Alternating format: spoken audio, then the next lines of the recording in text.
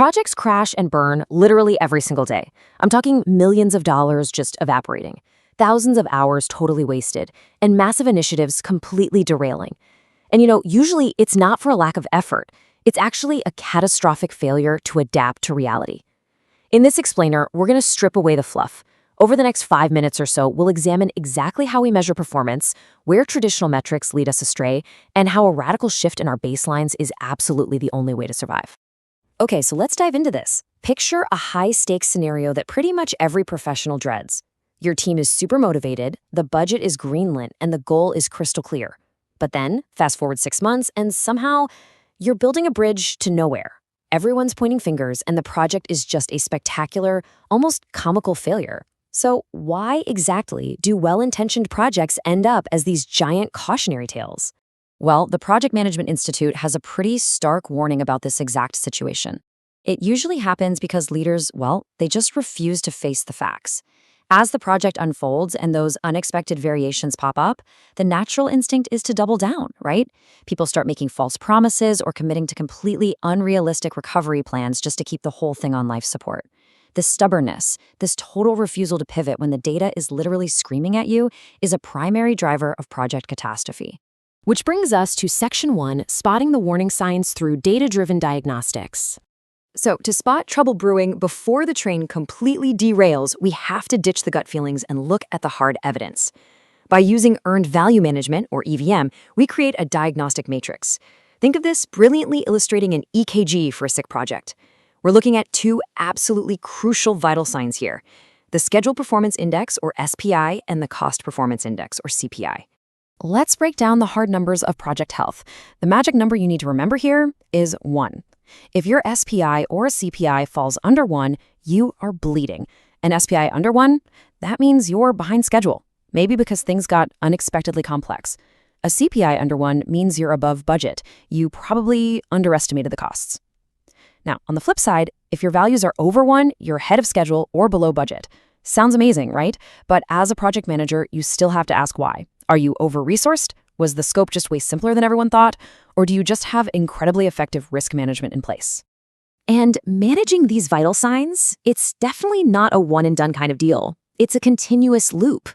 You're constantly gathering evidence from your environment, figuring out what it means for your goals, implementing an action through a change management process, and then feeding all of that right back into the system. You're basically constantly course-correcting based on what those numbers are telling you. But sometimes, that course correction requires a hard stop. Historical data gives us a very specific rule of thumb for these project failure cases. If your project's Total Complete Performance Index, the TCPI, pushes past 1.2, your situation is officially critical.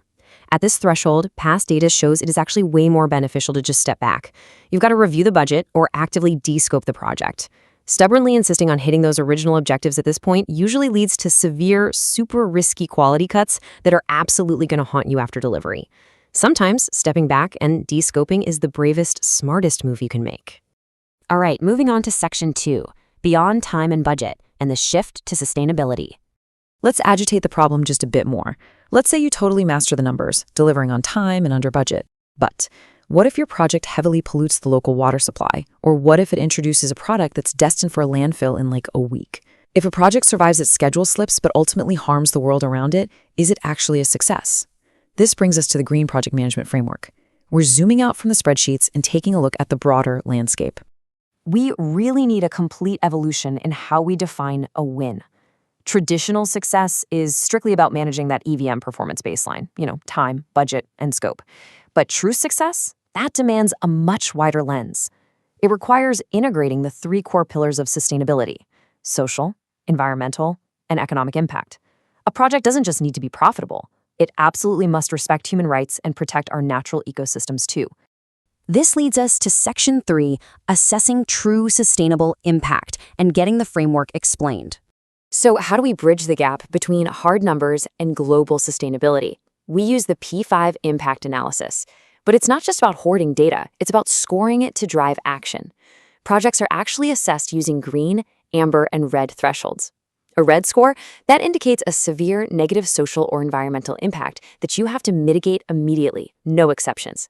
Amber flags areas of concern that require really close monitoring, and green signifies net positive, regenerative benefits.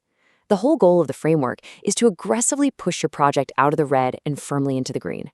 Let's look at Section 4, the power of stakeholders, or why we need voices over spreadsheets. Because here's the catch. You really can't execute a P5 impact analysis just by staring at a laptop screen all day. Analyzing social and environmental impacts requires actual human interaction. A truly sustainable project manager has to act as a steward of change. That means actively recruiting diverse voices and explicitly engaging underrepresented stakeholders. It means leaning into conflict to find those win-win outcomes and navigating differing interests to actually build consensus. Sustainability, at its core, is a highly collaborative human effort. Let's move to Section 5 and see how this all builds, from concept to action, implementing regenerative design. To actually achieve those net positive outcomes, we need a clause breakdown of the Green Project Management Standard. Clause 1 mandates systems thinking, really analyzing how the economy, environment, and society connect. Clause 2 demands that your design choices don't just do no harm. They actually have to restore degraded ecosystems and enhance biodiversity. And Clause 3, that requires establishing actionable frameworks that physically connect the choices you make today to measurable, long-term regenerative impacts tomorrow.